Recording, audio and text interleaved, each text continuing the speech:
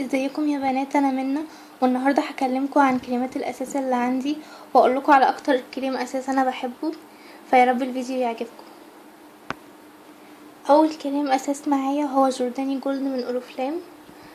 ده شكله. كان سعره حوالي 80 جنيه تقريبا. هو تخطيطه خفيفة ومكنتش بستخدمه كتير، يعني لو استخدمته بيبقى في الشتاء، وهو لجميع انواع البشرة. وده شكله.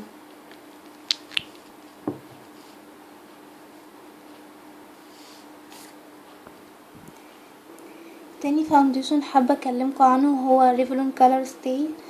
ده كنت شارياه اونلاين.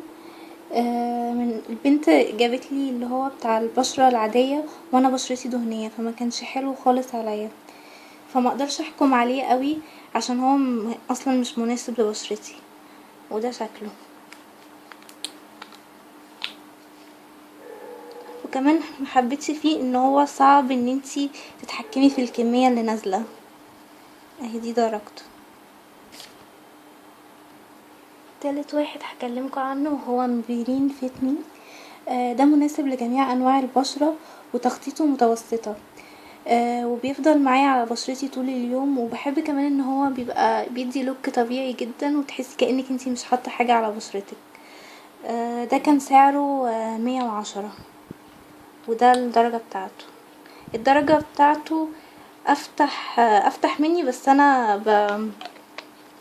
بدمجه بفاونديشن تاني اغمق. ده شكله.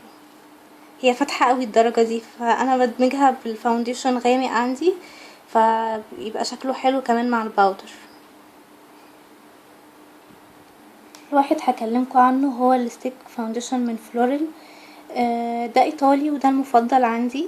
تخطيطه حلو قوي، وكمان سهل توزيعه، مع ان المعروف عن الستيك فاونديشن ان هو مش سهل توزيعه. كمان الماركة دي انا بحب منها الكحل بتاعها ثباته عالي ومش بيسيح في العين. انا الكحل دايما لما بحطه بيسيح في عيني، الا اكتر ماركة بتثبت ومش بتسيح هي فلوريل. فحلو جدا، وانصحكم ان انتوا تجربوه. ده تقريبا سعره كان حوالي 110. ايوه، ودي درجته.